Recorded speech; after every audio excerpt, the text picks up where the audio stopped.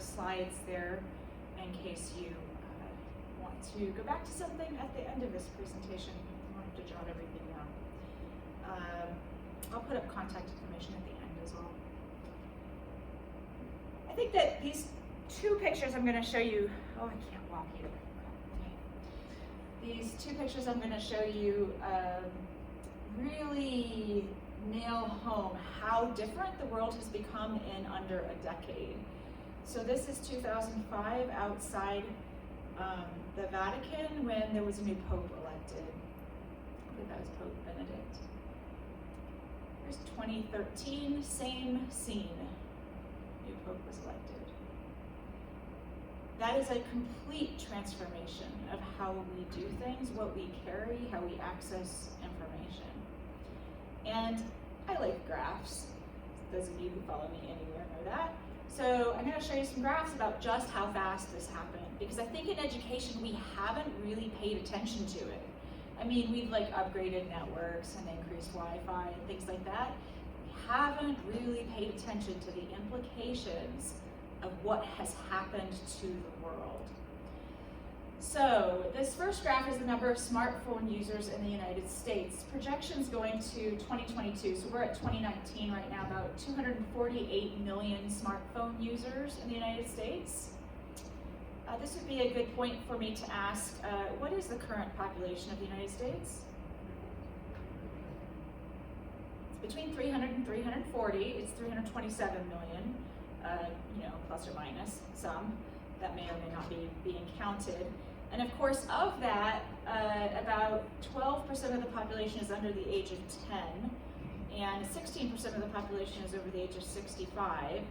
And if you cut that back a little bit for this graph, or for this graph right here, that's like maybe 250-ish people who might use smartphones, and we're currently at 248 million smartphone users, which means that the projections are planning to hit more of probably the senior market. I hope not the under 10 market any higher than it's already at. 50% of 11-year-olds, I think, now have smartphones, which is a pretty incredible number. This is a worldwide graph, so this is looking at the launch of the iPhone, the launch of the Android happened here. And look how fast that went up. We're over 1.5 billion smartphone users in the world. Do you get how fast that is? I'll show you some more.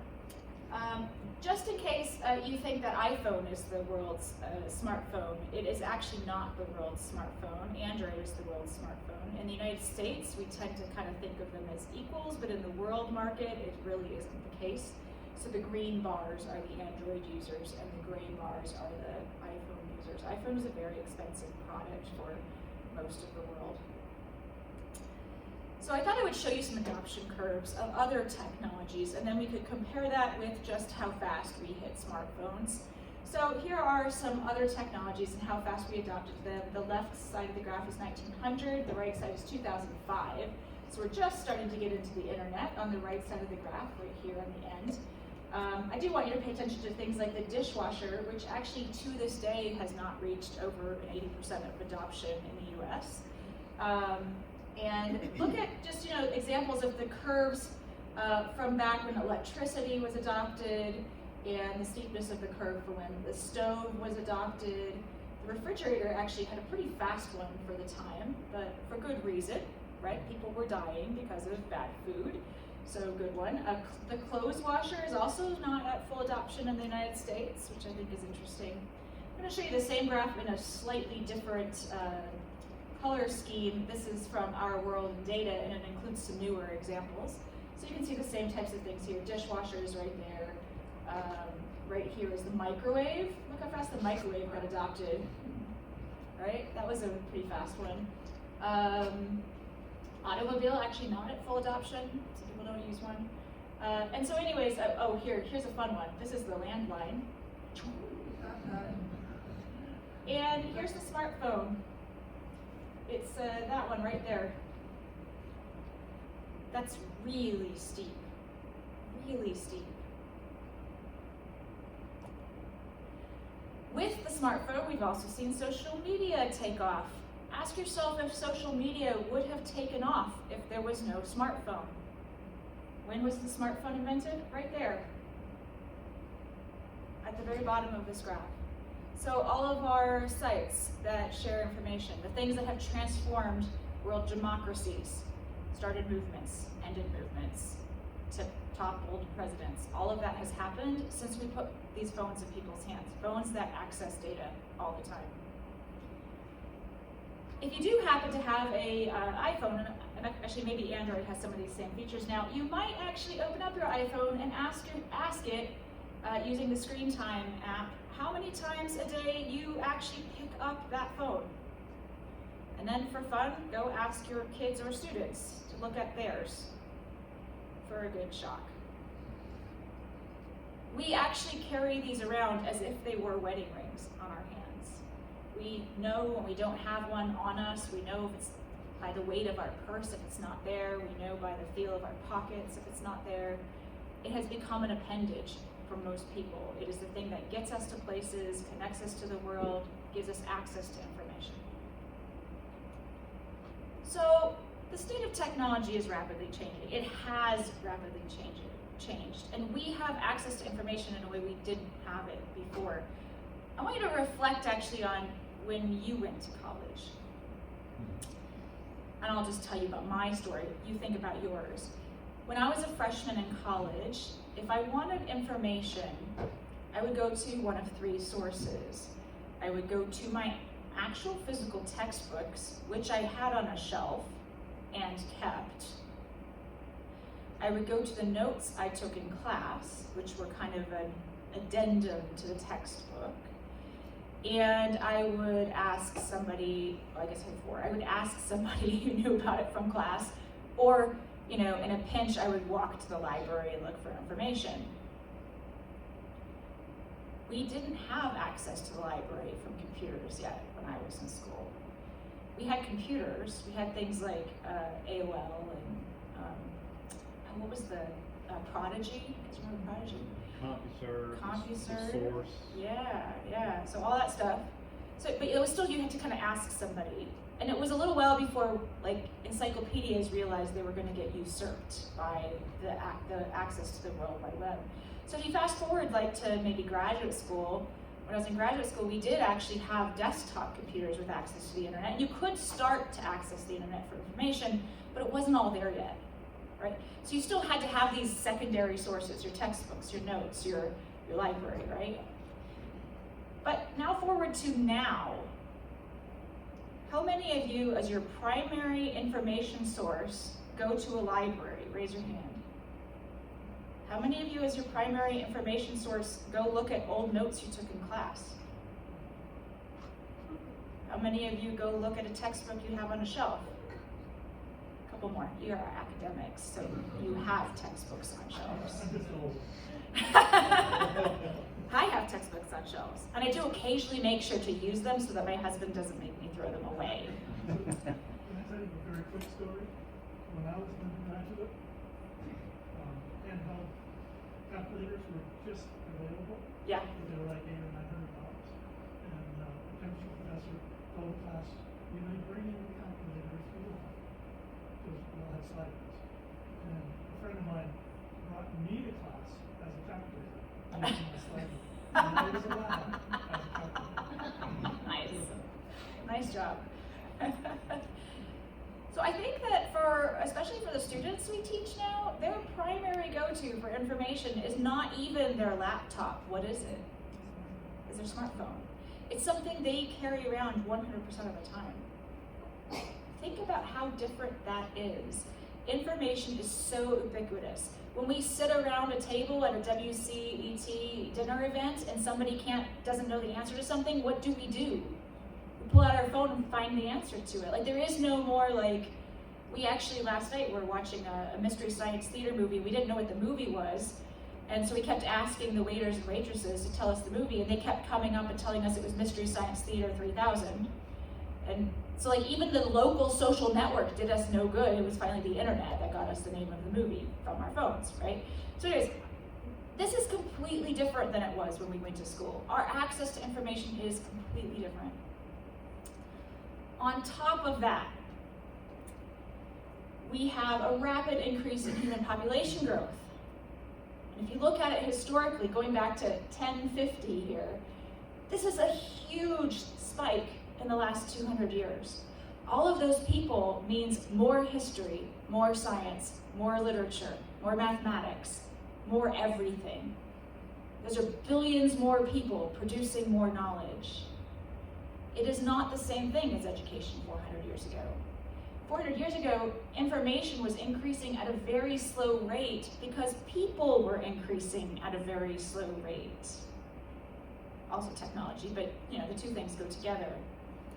This was a quote from 2003 from Eric Schmidt, who was currently the CEO of Google at that time. Every 2 days we now create as much information as we did from the dawn of civilization up to 2003. Every 2 days. And we've been doing that at a more rapid pace since 2003. If back in 2003 we were teaching a curriculum that was pre-2003, how on earth can we teach that same curriculum and what students need to know today based on all the information that's happened since 2003? There's not enough space for it all anymore. This is just a kind of poorly drawn example from a book, but I actually couldn't find a better example. From 1990 to 1999, the world created a total of 10 exabytes of information. So that would be from here to here on the graph, right? In 2005, we created approximately 12 exabytes of information just in that year alone. So we already had the previous decade's information. In 2015, we created approximately 10 zettabytes of new information, which is 1,000 exabytes. So 1,000 times more information than, what was it, than 10 years before. 1,000 times more information. This was from 2017, and every minute of the day, this is how many things get uploaded with various platforms. I think the funny one here is that only 120 people joined LinkedIn. But, there's 450,000 tweets sent, 154,000 Skype calls. We use 2 million gigabytes of internet data. This is 2017. So if we're going at 1,000 times more information a year at this point, add 3 or 6 zeros to each of these now. It's crazy, the amount of information we're creating. Imagine being a historian. Like, I know what it was like to go and research my dissertation. What if you had to research all the tweets on the internet? That's crazy, right? So just to kind of nail this down, I thought I would put it in a little bit more academic terms. We'll talk about books, just so you can get a sense of how this affects us, having this greater population and greater access to information. So this goes back to 1940, and this is the number of US fiction titles. And you can see it's relatively, it grew a little bit, went down a little bit, and then spike. This is the number of new book titles published per year per 1 million inhabitants. The US isn't on this graph, but you can see the United Kingdom right here. Spain is in red and Germany is in blue. Same thing, this is from 1500 moving forward. The UK actually had all sorts of little spikies in here. They were quite prolific. Then dropped in 1800. And then, but look at what happens like when we get close to the 2000s. Boom. As that population rises, everything else does too. This is the annual number of cited references in the sciences from 1650 to 2010. And it's a log scale, which means it's actually, the graph is actually way more exponential than this, and they've taken a logarithm of it to take it down in size. So you have to essentially multiply everything. Imagine everything, every point multiplying up, right? So it already looks dramatic here, but if we put it in real data, I couldn't even get it onto a screen. It would just look flat and then spike. So this is the number of cited references from 1650 to 2000. So that's gone up, and it's gone up tremendously in the last 50 years because the population went up all over And then the number of medical studies.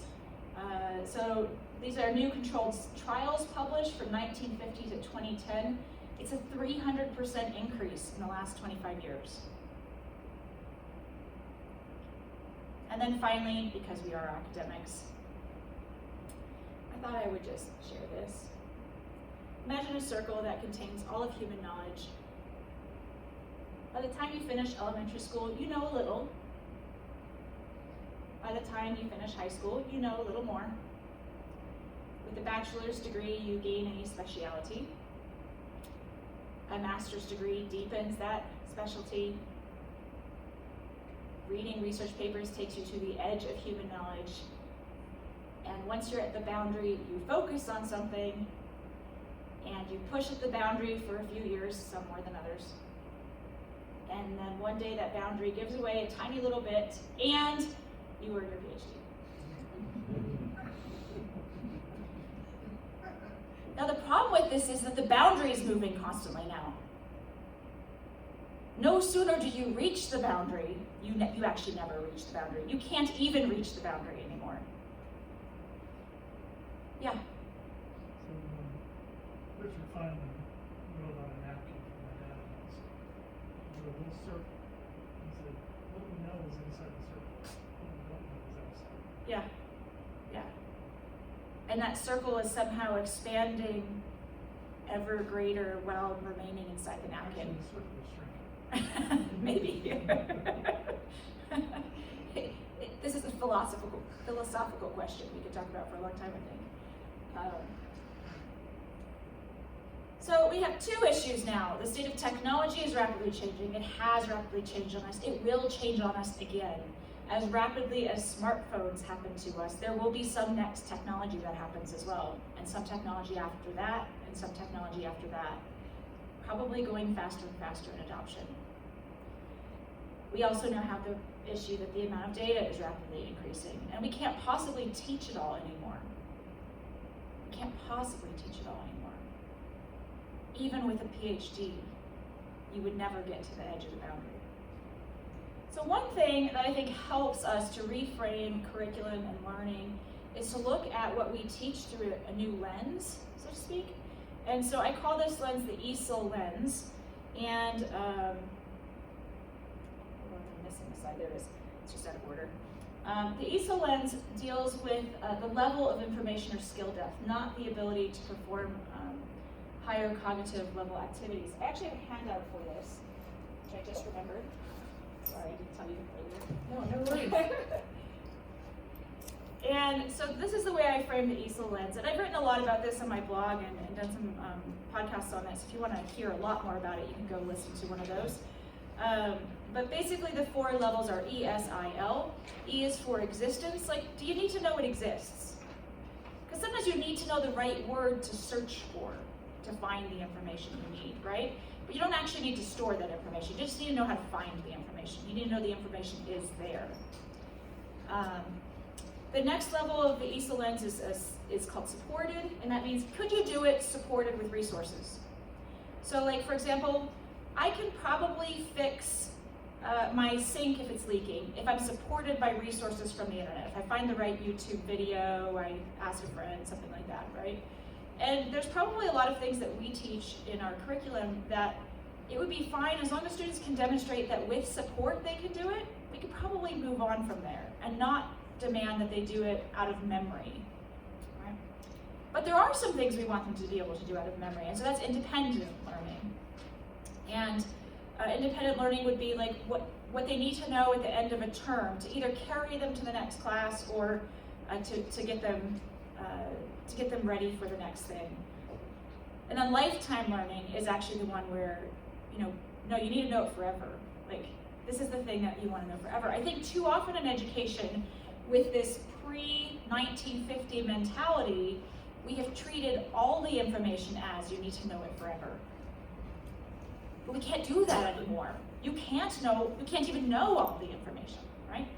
So the handout I've given you is simply kind of a guide to what that is in words, and then what a learning strategy might be for each of those levels, and then what an assessment strategy might look like for each of those levels. I think that one thing we can do with our current curriculum is look at it through this lens and say, what do we lighten up so that we can deepen things like application, being able to find information, being able to synthesize in multiple topics. So I think this is actually what's becoming important, is the search and application over memorization. I'm not saying no memorization, because I do think that we need to hold some knowledge in memory, but I'm willing to bet that 10 years from now, there's medicine or technology that helps us to memorize. And this could be less important. We are probing at the way the human mind works now in a way we've never done before. We can move limbs with electronic signals. We can visualize something in our head and see it on a computer screen. I think we are going to get to the point where we have a way to enhance memory. So again, that's the goal, that's the aim. It's the higher levels of Bloom's taxonomy, to speak in education terms. You can't memorize all the information in your field even if you want to. So stop trying to get students to do it.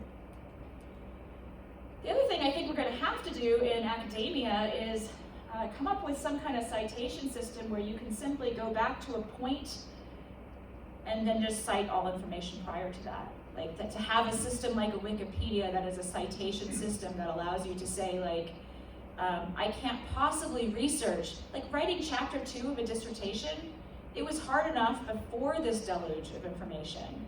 Now it's practically impossible. You can't keep up with the articles coming out every day.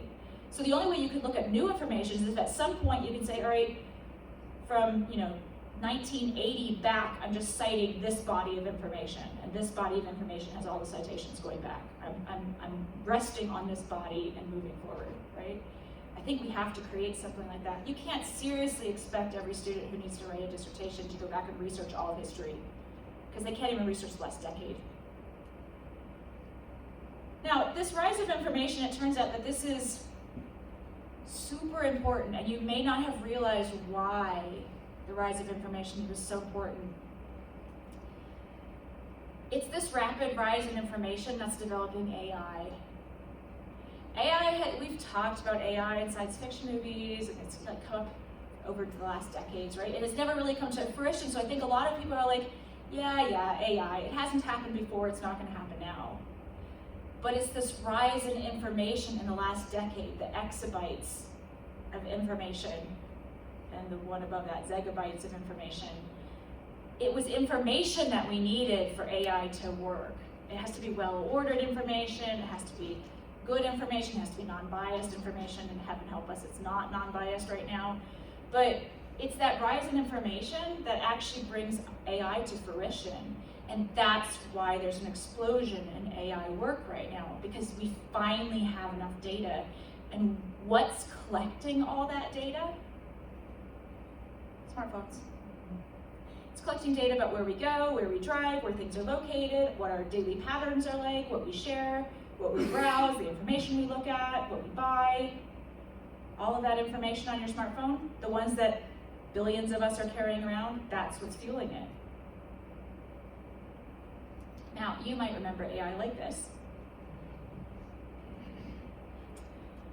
But there are actually two kinds of AI, so this is like something of a reassurance. There is what's called artificial narrow intelligence and artificial general intelligence. Skynet would either be a general intelligence or a third category called a super intelligence. We are only at this interface right now. We are creating narrow AIs right now.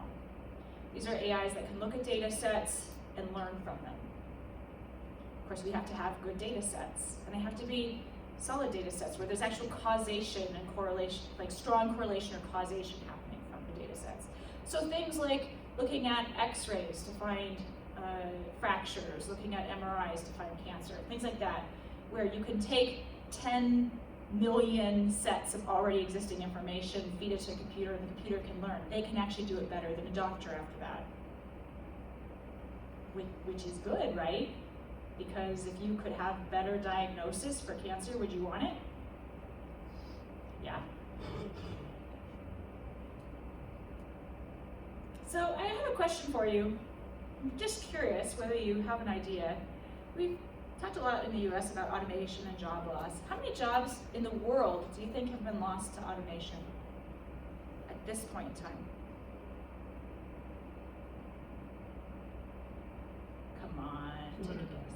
200 million? 30%? Now you're all nervous. 1.7 million jobs in the world have been lost due to automation. Cumulative effect. The US is the yellow band on here. You can actually see that in China, way more jobs have been lost due to automation than in the US. But think about that for a second, only 1.7 million jobs have been lost due to automation? Only 1.7 million? Think about all the fuss that's happened over those 1.7 million lost jobs. All right, so now let's look at the projected job disruptions due to AI. They are all over the place, to be fair. Nobody quite knows what's going to happen, how fast it's going to happen. Studies at Oxford, a couple different studies. One predicts that 47% of American jobs are at risk of automation. That's up to 20 million manufacturing jobs worldwide will be lost to robots by 2030. 20 million jobs. Not 1.7 million jobs. McKinsey Global Institute says 40 million and 160 million. I must have missed a word there, sorry. 160 million I think 40 million in the US and 160 million worldwide. I don't even know what the 40 million is, just forget that part. 160 million worldwide. Women may need to transition occupations by 2030, and that's because women do a lot of work that can be automated. They do scheduling. A lot of women in non-industrialized countries are still acting as secretaries and schedulers and doing tasks that will be automated. And so that's a lot of displaced women in other countries in the workforce. We've already displaced them for the most part in the United States. The World Economic Foundation thinks that automation will displace 75 million jobs, but generate 133 new ones. So they're a little bit more optimistic about the overall count here. Now, I want you to note the date on that one. By 2022? That's like not very far away, right? So they're thinking that this is going to happen way fast. Forrester predicts job losses of 29% by 2030 with only 13% job creation. So you can see the predictions are all over the place. But there's going to be a disruption. Whether the disruption overall means that we lose more jobs than we gain, or that we gain more jobs than we lose is completely unknown at this point. But it will be disruptive. I think that's what you can gain from every prediction here. So jobs requiring repetitive, easy to teach skills, those are going to be the ones that are disrupted first. Those are the ones that the narrow artificial intelligence can actually use. So here's a list of 100% automatable jobs. It's a lot of manual labor type work, medical appliance technicians, that can be automated. I feel super sorry for this one, motion picture projectionists. I think that's already mostly automated in the US. But look at all of the manual labor type jobs that are going to get automated. That's not even AI, that's just robot. That's just robot automation for the most part. The vast majority of jobs actually consist of some portion of tasks that can be automated and some portion of tasks that can't. But what this means is that if some portion of tasks can be automated, we're either going to have to work less hours and get paid the same, or we're going to have to learn new things all the time because some of our jobs are going to go away all the time. So we're going to be retraining all the time. I thought you might need kittens now. Because AI isn't the only driver of change. AI is just one driver of change. Just one driver of change. These are drivers of change from the World Economic Forum and the Institute for the Future. All of these will have dramatic impacts on the world. And that's just a tiny little corner of it.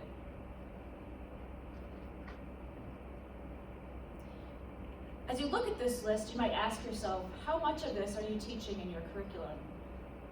How many of you are teaching how to navigate superstructured organizations in your curriculum? How many of you are teaching how to work or use appropriately the sharing economy and crowdsourcing? How to look at new energy supplies and technology? Maybe. We probably have some solar programs and wind programs and things like that. But one question I have is, how many of this is in your general ed curriculum? This is the way the world is going to be. We should probably be teaching a lot of this and how to cope with it and how to navigate it in our general ed curriculum wherever we can. There's a lot of change. So I want you to reflect for a second on what you've had to learn since leaving school, since finishing a degree. That might be more recent for some of you than others. But have you had to learn things since you left school? Yes? Okay. Some of us had to learn how to use LMSs, student information systems, all of the systems. There's so many systems in education now, right? All of those systems, computers, depending on how long we've been out of school, we've learned more. I was reflecting on this myself, and these are things I've had to learn in the last 3 years. None of which I was taught in school. I have an MBA. I finished my last degree in 2011, my PhD. And I had to learn how to use 10, at least 10 completely new software packages. Everything from customer relation management to accounting, to using virtual meeting, webinar software, software ticketing, social media management software, like all of this stuff. If you teach a business program, think to yourself whether you're teaching this stuff.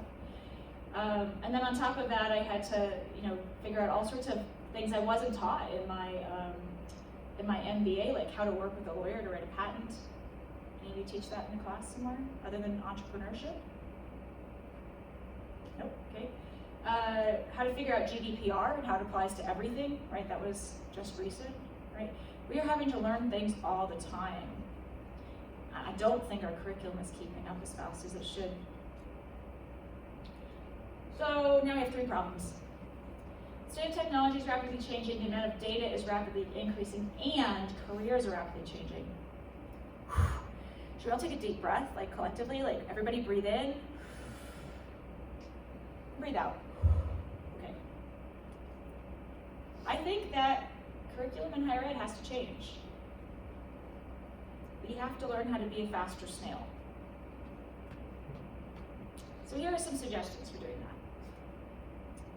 First thing I think we need to recognize is that there is 2 very real things that happen to curriculum called curriculum drift and curriculum bloat. Curriculum drift is when we keep adding things to existing curriculums because there are new skills and fields that emerge that need to be learned. So we basically just take our original curriculum, we cut a little bit out, and we just keep adding on to it. Like we literally just keep tacking on more skills. Like, oh, you need to learn how to do Excel now, let's just add that on. Oh, you need to learn how to do business intelligence, let's just add that on. Right? We're just literally adding on more skills to the existing courses that we beautifully designed at the start.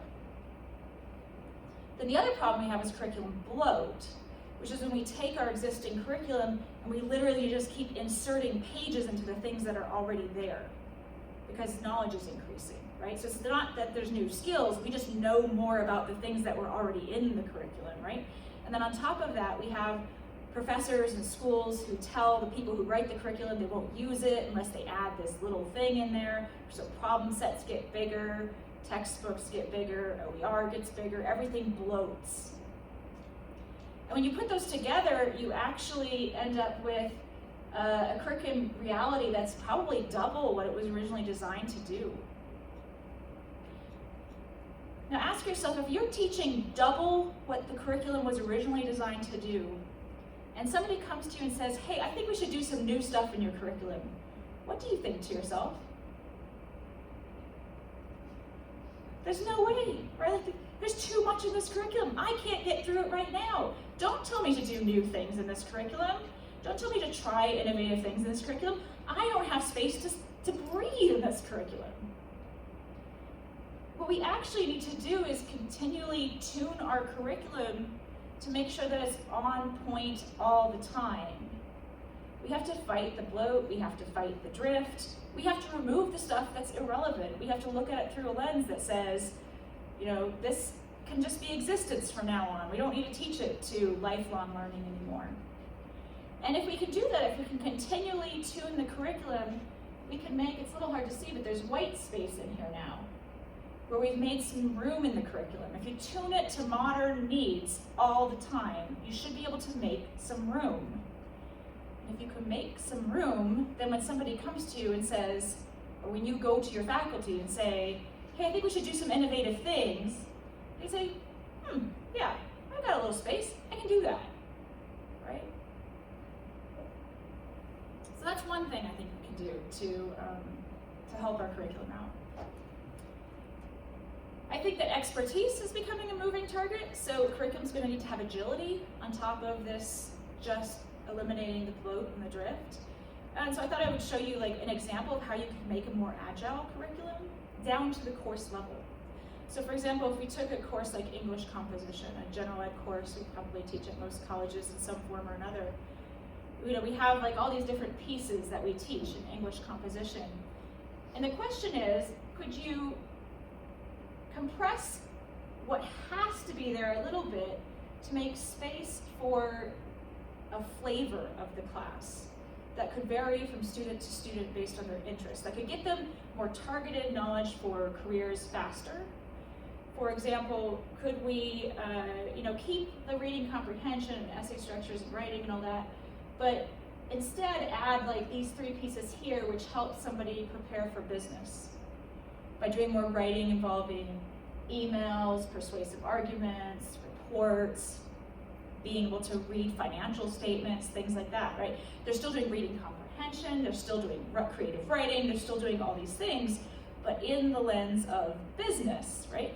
And a different student might do it in the lens of the healthcare industry.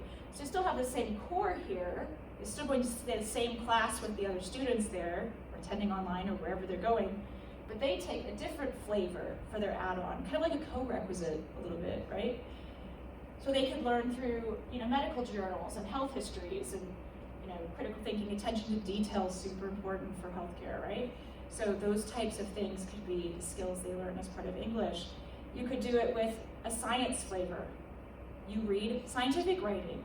You read science and tech articles. You do some scientific writing. You work on writing hypotheses and conclusions, things you need to do in the sciences, right?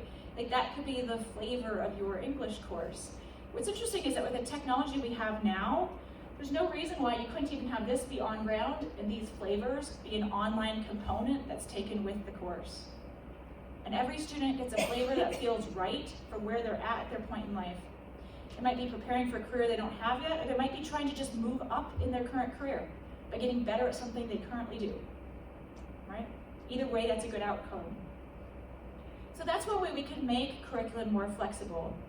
If there is a new flavor you need next year, and your curriculum is based on, say, a 3-credit or a 2-credit core with a 1-credit add-on, all you have to do is create a new 1-credit add-on to prepare students for that new thing.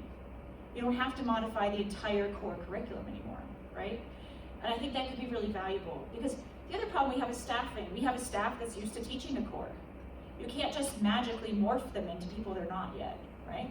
And so this gives you the ability to retain your current staff, maybe bring in an expert who helps to design activities for these add-ons, and then your current staff can grade and assess those activities still, because they're still good writers and still good at reading comprehension and things like that, right? They just might not have the expertise to design it. So that kind of an idea, I think, could help, having a core and then these different add-ons that you could put with the class. Another thing I think we need to think about is having learning structures to support the multidisciplinarian. As we see AI technology enter the workforce in a big way, it's going to be the people, and I'm not talking interdisciplinary so much as multidisciplinary. I mean, interdisciplinary would be a great step forward, but I think you're actually going to have people who are experts in a couple fields. They're the ones who bridge the innovation from field to field. Those are going to be the great jobs, right? Well, that means we need to teach our students multiple fields deeply. That's actually the definition of a neo-generalist, is somebody who learns multiple fields deeply. There's a book called The Neo-Generalist. This is the front of it, in case you're interested in that idea. So I think we could teach modular learning, like pods centered on themes. Not that you stack the pods necessarily, so it's not a stackable degree, just pods, where if you earn enough pods, you earn a degree, right? So for example, you could have a pod on being human. And this might be like a 2-semester length pod that you take, right? And so for 2 semesters, 1 year, in other words, you focus on everything to do with being human. The science, the philosophy, the literature, the business, the technology, interacting with humans, right? Everything about being human. You can have another pod on like planet Earth. I'm just, probably have a liberal bent here, but okay. We took environmental science, conscious capitalism, waste and recycling, trend analysis, energy, cultural perspectives. You learn everything there is that you can learn in a year, because you can't learn everything, right? You learn enough that you can be somewhat of an expert on this. You can have one on AI, you can have one on anything you could think of. I think with the idea being that a student can basically learn deeply, learn their science, learn their math, learn their English, learn everything as part of those pods, and then just put them together. And if somebody needs to retrain slightly, what would they come back to school to do? A pod, whatever pod they want, right? A 1-year pod, come back and do a 1-year pod. Think about an 8-week pod. Could you retrain somebody in 8 weeks to learn something, a subject they don't know about, right? So I think curriculum in higher ed has to change. We need to make space for innovation in all of our curriculum. That means removing constantly the boat that appears.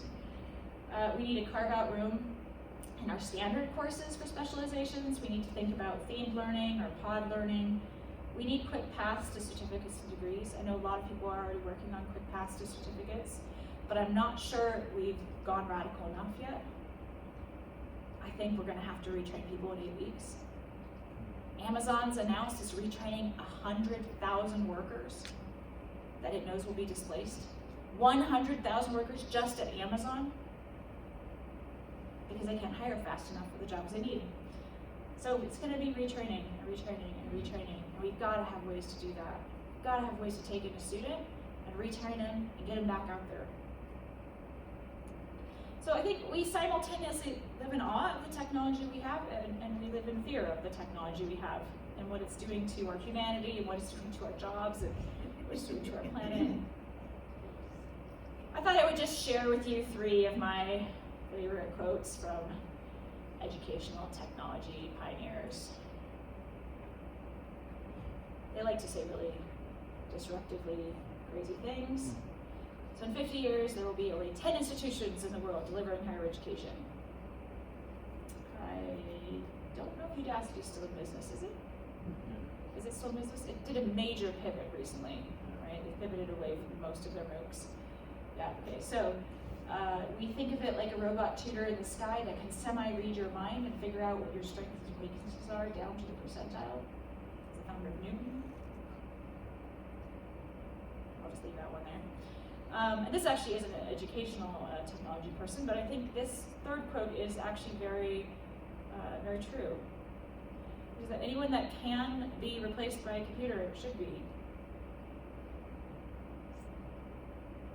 If you are doing something that is so repetitive in the world that it can be replaced by a computer, shouldn't we replace it by a computer? I mean, should we preserve the humanity of humans and not the repetitive work of humans? Well, anyways, that's a topic for debate at lunch today. So a long time ago, somebody gave me an X-Files lunchbox, because I was an X-Files fan. And it says on it, "Fight the future." And I think we actually probably shouldn't keep fighting the future. If higher education wants to survive, I think actually what we need to do is face the future and make some changes. That's it. Thank you.